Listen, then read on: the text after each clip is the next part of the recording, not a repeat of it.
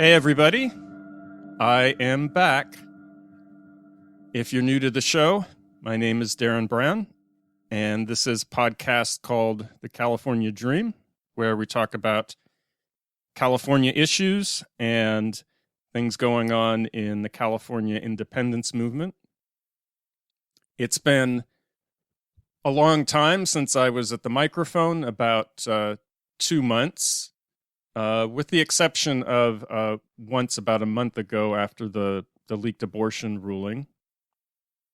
The spring semester ended in May, and throughout much of June, most all of my extended family here in town had COVID, and it took a few weeks to eventually run its course. And if you've had COVID, you know that even after you've technically recovered, the lack of energy and just not feeling 100% lingers on for quite a while.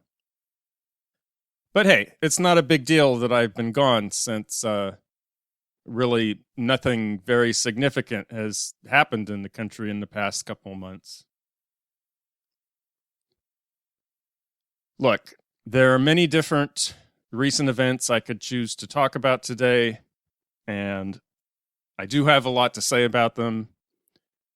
The January 6 hearings, the Supreme Court rulings, the increase in violent rhetoric and real fascist violence in the country. And when I say fascist violence, I don't just mean the Proud Boys or the white nationalist militias. I include in that many of the mass shootings, including both the Buffalo and Uvalde shootings. We can't pretend to separate these out. The racism, misogyny of those shooters, it's all part of the same package. I also include the criminalization of abortion and reproductive care, which inflicts violence, as well as the intimidation and threats against election officials and other public office holders. It's all part of the same package. So I could talk about any number of things today, and I will talk a lot more about them later, but just very briefly, January 6th. So I recorded the trailer for this podcast, I believe, January 5th, the day before January 6th, obviously. And if you go back and listen to some of my earlier episodes and episodes since then, you'll see that I didn't have much trouble calling it how I saw it at the time, which was not a universal viewpoint at the time. There was quite a few people from all sides of the political spectrum trying to downplay it or say that it was something less than it was. But I never said that from the beginning. And it's one thing to have a sense or an intuition about what's going on based on a small amount of evidence, but not a conclusive amount. And it's quite another thing to have a lot more evidence and details about an event like that. And that's what we have now. So it's not surprising to me. I don't understand all these people who are, everything that comes out, they're shocked and surprised. I mean, yes, the details are new. We're learning things, but at this point, if you're surprised, it's just like, have you been paying attention? So I don't get that. But it is nice to know some of these details and to have some vindication of some of the opinions that I was saying for a long time. There are other things I could say about the hearings. There's some very good aspects to them. I have some criticisms of it. So there's other things I could say, but I'll get to that later. As far as the Supreme Court and all these rulings that have come down.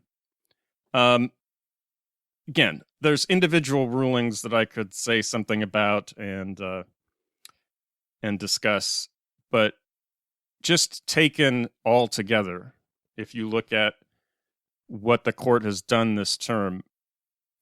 This is a very radical court. And when I say that, I don't mean it in the sense that the outcomes are radical, although that is also true. But it's radical in the sense that it's abandoning any pretense of maintaining to standards of law, standards of precedent, standards of logic, standards of fact, standards of being truthful and not lying. It's really remarkable. And I really want to have Hannah Miyamoto on again to talk about this. She was on several months ago. You should go back and listen to that interview. But it's obvious that this is not based on anything in principle. They simply know that they have the 5 votes, 5.5 votes, I guess you could say. And they're just going to get as much done as they can, as quickly as they can, because they know that they can. And this is an illegitimate court for many different reasons that I'm sure many of you are familiar with. How many of the justices on the court got to the court, the different political shenanigans that happened in that process, the reasonings on the judicial philosophy of the different justices, and as I said earlier, just their lack of adherence to basic legal principles. It's really stunning, but they're just getting started. They have announced several cases they're going to be taking for the 2022 term, so the 22-23 term. And it just gets worse. So I have more I could say about that, and hopefully have Hannah on later as well. But what I was going to do for today, 2 things. It's July 4th, and I wanted to replay a commentary from a year ago. So last year on July 4th, American Independence Day, I had a commentary that was about 8 or 9 minutes long, just kind of reflecting on Independence Day and what it means in America. So I thought I would replay that. I went and listened to it again, and I think it's interesting to listen to it in light of everything that's happened in the past 12 months since last July 4th. I think it still holds true. And a lot of the things that I said then that I was saying for certain reasons, there's even more reasons, and they have a new ring and a new resonance to them now. So I'm going to replay that. One other thing, just before I close with that, though, there was an op-ed piece that kind of went under the radar a few weeks ago, and I haven't really heard much about it. It was in the USA Today, and it's was written by 5 retired generals. So let's see, these were mostly U.S. Air Force and U.S. Army retired generals, and some of the names you would recognize. There's 3 of them that a lot of people would recognize. I'm not big fans of a lot of these people. Very critical of many of them, but they were very high-ranking generals in the U.S. military. So no matter what political feelings I have about them or opinions I have about some of their behavior in the past, I think it's worth listening to what they have to say, especially when they take the time to come together as a group, 5 of them, and write something like this in as prominent a paper as the USA Today. So I'll just read a little bit of it. I'm not going to read the entire thing. The title is, "We Fought to Defend Democracy This new threat to America now keeps us awake at night. And here's a short excerpt. Quote, "Each of us has invested the better part of our lives in military and public service and in defense of the democratic institutions that Americans cherish. Our careers have placed us on the front lines of the gravest threats America has faced in the past half-century. Today, we harbor unprecedented concern for our country and for our democracy. The nation we have defended for decades is in real peril. Our democratic institutions and norms are more vulnerable than ever. If you were to ask us when in our lives we were most likely to be losing sleep at night, we would all tell you last night and tonight and tomorrow night. Because history teaches us that democracy is never guaranteed, not even here." Unquote. So I have more to read from this, but just pause for a second. I mean, think 50 years that these guys have been in service, and think about the things that the threats that they've seen. So what they're saying is the internal domestic threats to democracy in the United States keep them more awake at night than 9/11 did, than Al-Qaeda, than ISIS, than nuclear war, than any number of threats. So just think about that. That helps to put into perspective what they're saying here. Here's another excerpt. Quote, "It is no accident that 1 in 3 Americans seem willing to justify political violence as a means for overturning election results. This mindset has been nurtured by would-be autocrats and their enablers who applaud the willingness of some Americans to rise up, even with weapons in hand, to take back," and that's in scare quotes, take back, "a vision of America that's riddled with contradictions, prejudices, and systemic inequalities. For the rest of us, that willingness is a harbinger of decades-long challenge that we now face to turn the tide of extremism and to find a starting point for building bridges between those who lean to the right and those who lean to the left." Unquote. Now, I don't think there's much hope there. Building bridges between those who lean to the right and those who lean to the left. Maybe those who lean to the right, but there's no building bridges with fascists. That's out of the question. But I wanted to share this because these are not flaming lefties. These are not progressives or socialists or anarchists saying this. This is about as establishment as you get. The Air Force, the Army, and one of them is former director of the CIA.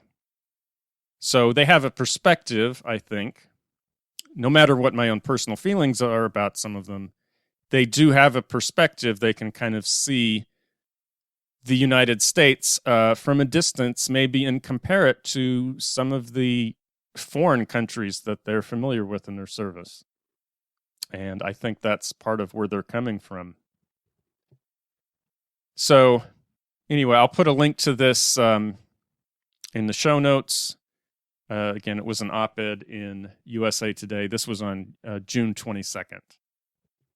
All right, so I'll close with a replay of that short commentary I had a year ago from July 4th last year, and I will talk to you later. Now, last week was July 4th, and this was really the first July 4th since I've really thought much about California independence or about CalExit. And the last summer on July 4th was during the protests and everything that was going on during the beginning of the pandemic. And I think last summer was an interesting time. I think it revealed a lot about the country. I know that it changed the way I feel about the country a lot. And I think that we saw a lot of these divisions that had been papered over for a long time really come to our attention in a way that it hadn't before with everything that was going on. And this past holiday, July 4th, it was interesting because, as I said, this is the first July 4th holiday where I've really been conscious of the fact that I think California needs to go its own way. And it's interesting because, of course, every July 4th, in addition to all the usual holiday stuff, and, who doesn't like the holiday stuff? I like the holiday stuff as much as anyone else.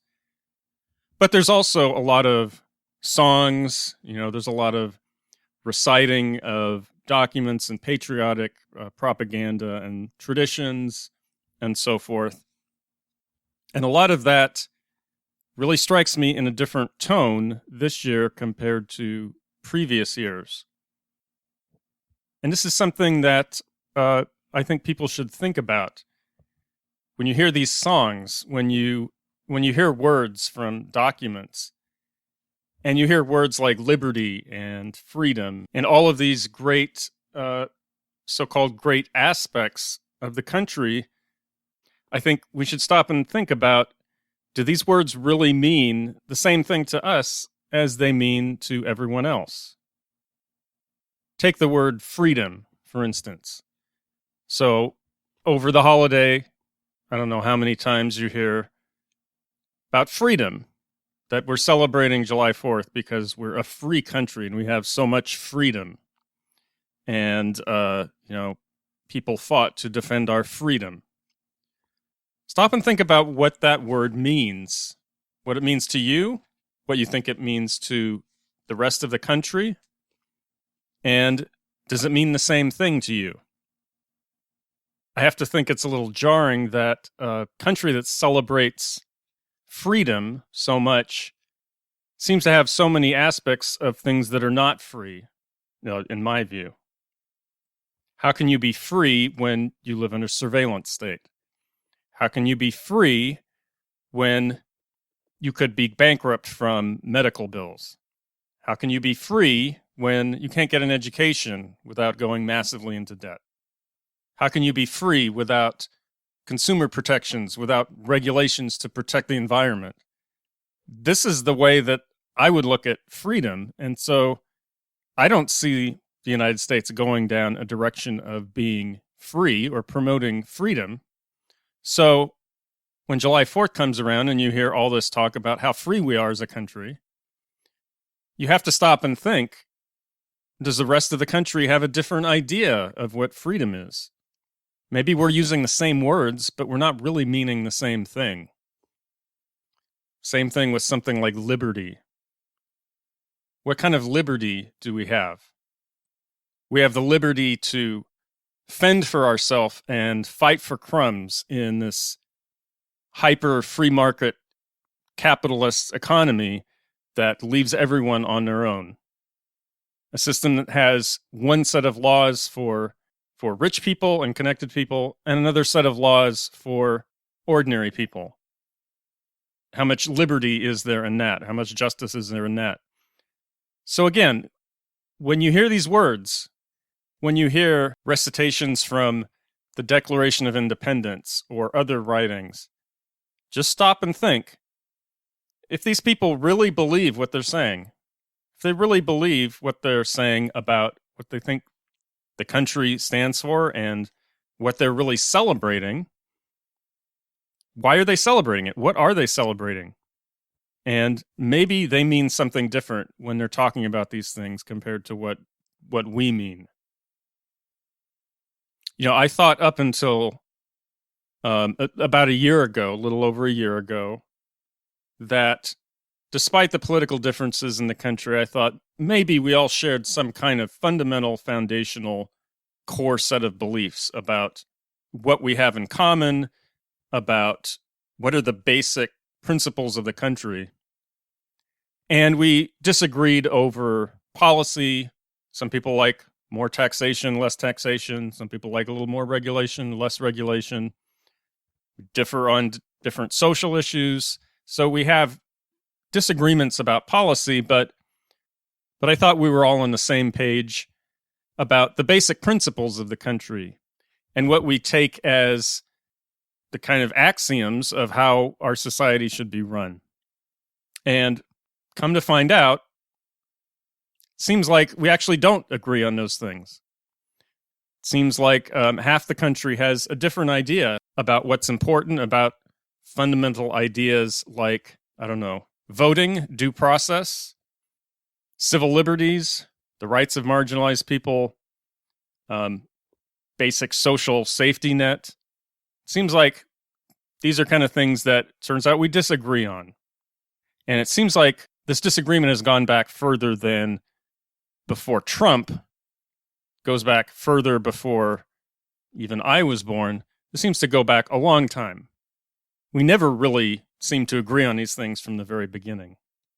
So that's something as you think back over the July 4th weekend, just think about what you thought you were celebrating, what you think is important, and ask yourself, does that really line up with what everybody else in the country thinks about what they think is important? And don't just assume that because people use the same words that they're actually saying the same thing.